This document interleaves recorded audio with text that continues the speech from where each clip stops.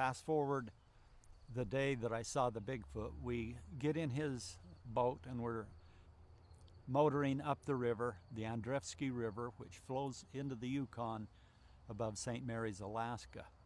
We fished all morning, caught nothing but zombie salmon. That's the salmon that are now dying and the skin is falling off. And the kids got tired and they wanted to go swimming and cook hot dogs. So we found a sandbar and unloaded the kids, and I fished up the sandbar and back down a ways and over, and then I said, let's go after that steelhead. I had a steelhead on earlier that day, and so he said, all right. And so he and I alone jumped in. That's a key, because we were not talking when we saw the Bigfoot. We went downriver, and he pointed up the hill, and he says, what is that? He whispered, what is that? And I said, that's a big old brown bear. No, what is that? And I don't know why he said that, because what else could it be? I was not a believer. He was not a believer in Bigfoot. And then it stood up. And when he stood up, he took 2 great big steps and squatted back down and started eating again. And in my mind, as a non-believer, I'm thinking, a bear can't do that. And so I'm wanting the binoculars. He's looking in the best pair of binoculars that he could get up there. And he finally passed me the binoculars, and when I looked, I saw fingers this long with the thumb way back here. And I thought, a bear doesn't have fingers like that. That's a Bigfoot. And I was just stunned. I watched him stand up once before that and then squat back down and start eating salmon berries and blueberries. I could see the hands coming in, but with the naked eye I couldn't tell what it was until I looked through the binoculars. When I said, that's a Bigfoot, he said, no, what is it? I thought, why did he say that? He's been looking for 10 minutes. And so I handed him the binoculars and I said, look at the face, look at the fingers. And he's looking for a long time. And then I hear this, oh. Now we're both believers. I heard that, but it didn't register until a little later. I'm begging the binoculars back, and he finally gives them to me, and I look at it, and just as I'm looking, it stands up the 3rd time and takes 2 magnificent steps, like this, with the arms way out, and then just squatted back down and started eating with his fingers. And I said, that's either Bigfoot or Andre the Giant dressed in a Bigfoot costume. It can't be anything else.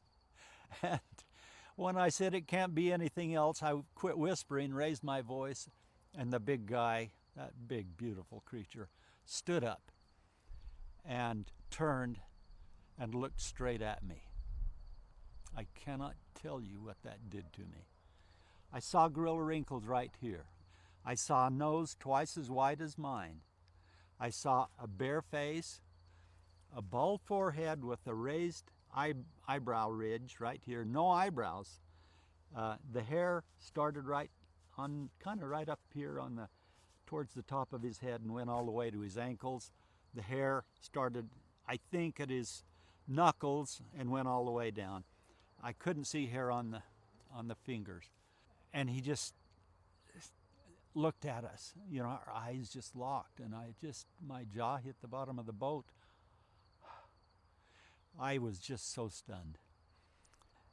I handed the binoculars back to him, and he looked, no, before that, he looked at us for 10 seconds. Yeah, 10 seconds.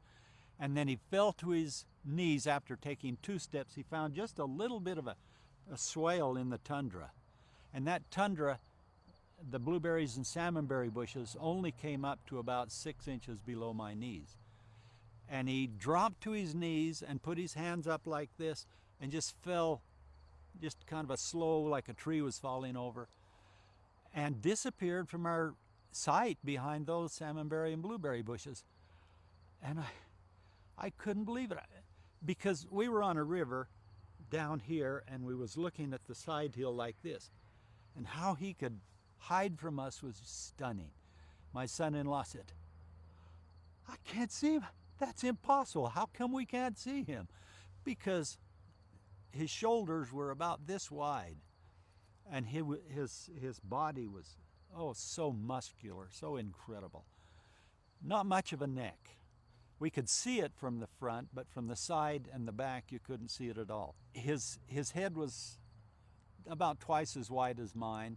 The eyes were up a little higher than normal human eyes, and they were either solid black or solid black and brown. I'm not sure which. His face was kind of flat, and the hair came into his nose, but his stare was,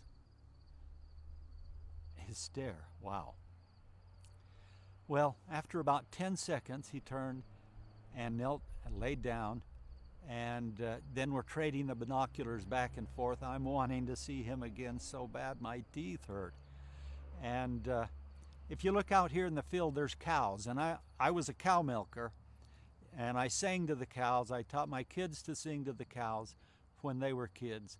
So my song, I take to the mountain. When I see deer, elk, or moose running, I sing. And so I started singing to this Bigfoot, hoping that he would stand up and look at us again. And so I started singing, "You are my sunshine, my only sunshine." Got through the verse once, and he didn't stand up, so I thought maybe he can't hear me, so I'm raising my voice slowly as I go into the second verse. And I finally got right to, "You make me happy when skies are gray," and he stood up. I was elated. I had the binoculars that time. As he stood up, I'm saying he. At the time I thought it was a she, because I saw a swaying. And in my mind I thought that looks like maybe those old National Geographic movies.